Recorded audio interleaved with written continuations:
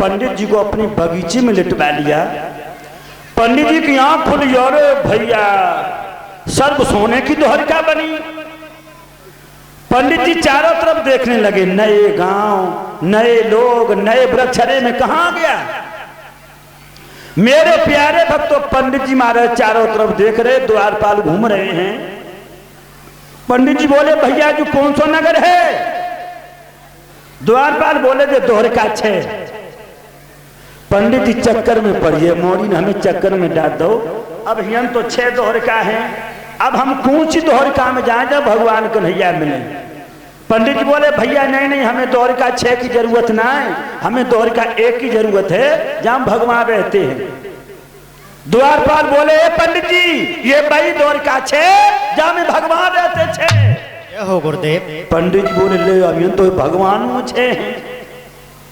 तो लोग जिसे हम तुम यहाँ है बोलते हो, इसे गुजरात, हरियाणा और पंजाब में इसे आज भी 6 बोलते हैं। और जो दोहरिका गुजरात में थी, एक पहरेदार बोलो, भैया जो पूरब को रहने वालो है, जा से 6 न कहो, जा से है कहो। मेरे भाइयों, तब पंडित जी से द्वारपाल बोले, हे ब्राह्मण देव, ये बड़ी द्वारका है जहां भगवान रहते हैं। पंडित जी बोले, भैया तो ऐसा करो, हमें भगवान कन्हैया की कचहरी तक पहुंचा दो।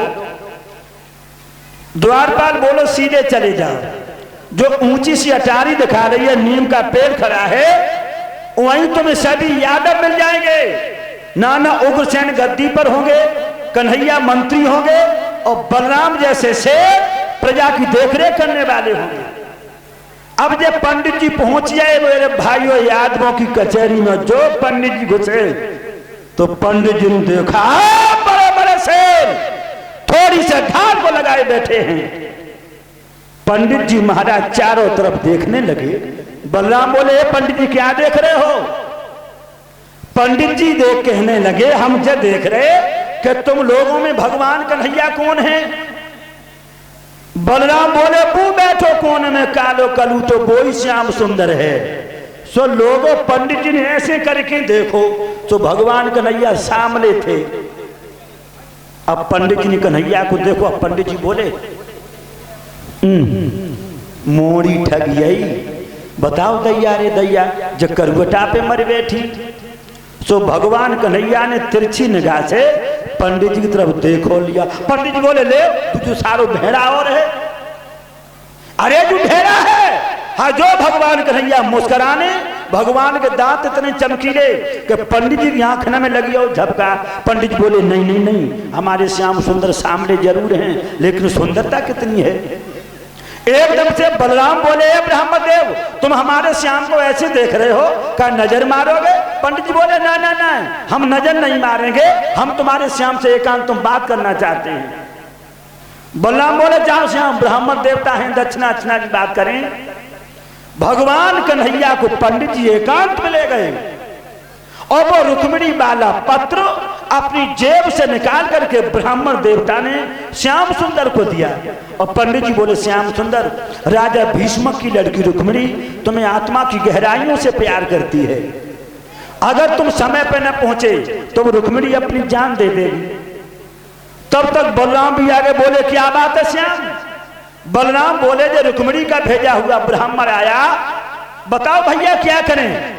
बलराम कहने लगे, श्याम जाओ, तुम मेरा सफेद घोड़ों वाला रथ ले जाओ और रुक्मिणी जैसी लड़की को बहू बना के द्वारका में लाओ। मेरे भाइयों, ब्राह्मण देवता चले हैं, भगवान कन्हैया भी चले, रथ लेकर के आगे बढ़े। और जो रथ लेकर के आगे बढ़े, भगवान कन्हैया बोले, पंडित जी, ब्राह्मण देवता जरा ठहरो, मैं रथ तैयार कराता हूं, मैं रथ तैयार कराता हूं। एक थल दानव तल से मलमल कर रुक मेरे रानी को लाता हूं, रुक मेरे रानी को लाता हूं।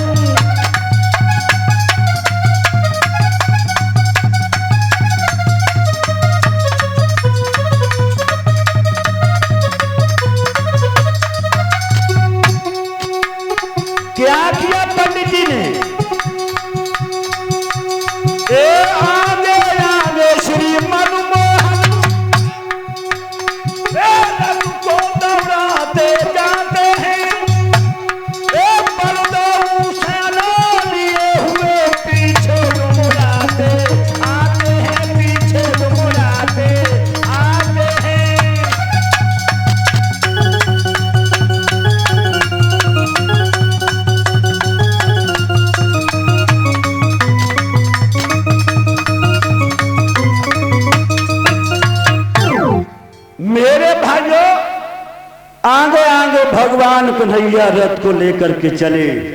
आप बलराम जी बिसानसाना लेकर के मेरे भाइयों तूफान की तरह से उमड़ाते हुए चले।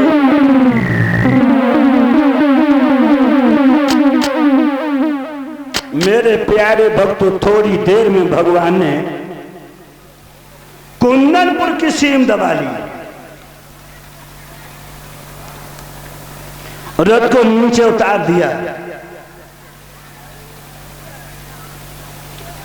बलराम की याद करके श्याम सुंदर कहने लगे, पंडित जी जाओ उस रुक्मिणी से कह देना कि मंदिर में चली जाए पूजा के बहाने, और मैं उसको द्वारका में ले जाऊंगा। और यहां कुंदनपुर के बाहर जो अलोपा भवानी का मंदिर है वहीं पर मिल जाएंगे। लोगों, पंडित जी हुई है घर की तरफ और कन्हैया हुई है मंदिर की तरफ। और इन रुक्मिणी को कल न पड़े, रुक्मिणी को कल न पड़े, कहूँ छत पे चढ़ जाए, कहूँ फिर नीचे उतर आए, कहूँ फिर छत पे चढ़ जाए, कहूँ फिर नीचे उतर आए, रुक्मिणी को कल न पड़े। तो रुक्मिणी जय सोच रही, जाने पंडित जी पहुँचे कि जब नाई पहुँचे, जाने श्याम सुंदर आए रहे कि जब नाई आए रहे। रोगो रुक्मिणी को कल न पड़े, कहूँ छत पे चढ़ जाए, कहूँ फिर नीचे उतर आए। और तौल पंडित जी अरे पंडित जी आप आ गए? पंडित जी बोले हाँ बेटी मैं आ गया। एकदम से रुक्मिणी बोली, बताओ पंडित जी कौन कौन लोग आए और बे आए? पंडित जी कहा लगे हाँ बे हुआ है और बे हुआ है। रुक्मिणी बोली और कौन? पंडित जी बोले तुम्हारे पति श्याम और तुम्हारे जेठ बलराम। ऐसो करो पूजा वाली थाली तैयार करो, बाहर खड़े हैं रथ लेके मंदिर पर, और चुपचाप सरक जाइयो और भाई मंदिर में खड़े रथ लें बैठियो और द्वारका में पहुंच के मंडप गाड़ के चाई माई कर लीजो। और जो तुम काउते कह के गई और सोई खून की नदियां बई। रुक्मिणी बोली ठीक है महाराज मैं चली जाऊंगी। पंडित जी तो चले गए और इधर रुक्मिणी ने चौमुखा दीपक उजेलो, पूजा वाली थाली तैयार की। रुक्मिणी चलने को तैयार भई, सोई रुक्मिणी की सहेलियां आ गईं। रुक्मिणी गुस्सा के मारे काउट ना बोली। अब एक लड़की बोली दीदी हाँ आज रुक्मिणी बोली क्यों ना? अब दूसरी बोली ब्याह हो गया तो घमंड के मारी चटक जाती है तासो ना बोलती। अब दूसरी बोली ऐसे ब्याह काउ के ना भाई जो अपनी सहेली से बातें न करो। और रुक्मिणी तासुनाएं बोली कि जो लड़कियां होती हैं नटखट, देखो तुमने कहोगी बारात आज तो कितने सुंदर जे गीत गाती हैं हमारी माताएं बहनाएं लड़कियां। तो बोली हमारे श्याम सुंदर अकेले हैं इसलिए ये उदम मचा देंगी। रुक्मिणी पहले दरवाजे पर पहुंची, तब तक सामने से रुकुम आ गया, रुक्मिणी का भैया। एकदम से रुकुम बोला रुक्मिणी कहां जा रही तू? रुक्मिणी के पैरों के नीचे धरती खिसक गई। एकदम से बोली भैया मैं पूजा करवे जा रही। अकेली जा रही तू? हाँ।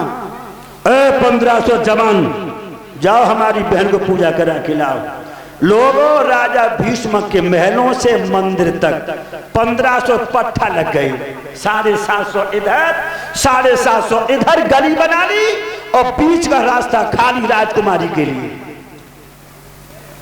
रुक्मिणी अंदर पहुंची, मैया की पूजा की। रुक्मिणी बाहर निकली और तब तक भगवान ने 3 खेतों को चक्कर काट के अपना रथ उसी मंदिर के पास खड़ा किया। हाँ जो रुक्मिणी ने कन्हैया को देखो और जो कन्हैया ने रुक्मिणी को देखो, सोई रुक्मिणी की आंख न में आंसू निकल के गाल पे में ढुलक के जमीन पे समाओ हो, मानो आंसुओं ने सारा करो हो श्याम सुंदर निकांगीला को और बढ़िया। सोई भगवान आगे बढ़े। क्या किया भगवान ने? एक करुणा निधान संकेत समझो, संकेत रथी को करते हैं। थोड़ा रथ और बढ़ा करके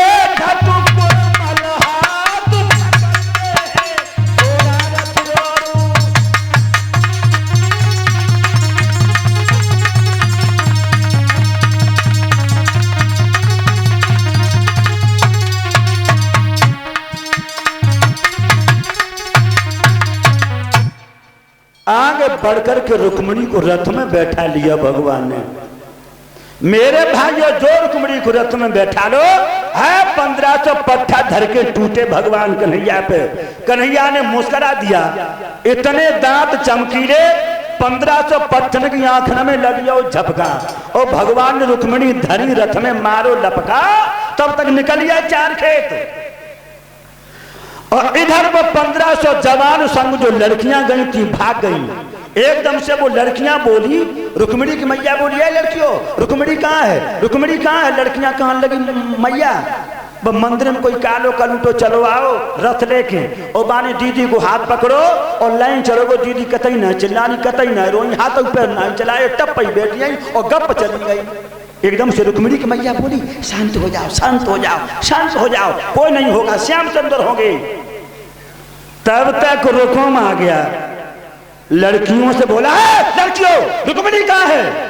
एक लड़की बोली, भैया वहां कोई कालो कलू तो चलो आओ। और माने दीदी को हाथ पकड़ो और दीदी रथ में बैठी चलेंगी, कतई ना चिल्लानी। रुकुम कहने लगा, उसका मतलब है कि कन्हैया आ गया। हाँ रुकुम भाग गया। जब शिषपाल की बारात रुकी वहां, कौरवा, पंडवा, भूसरवा, दंतवक्र, मगध को राजा जरासंध, अब भैया विशाल सेना बैठी और रुकुम जाके पहुंच गया।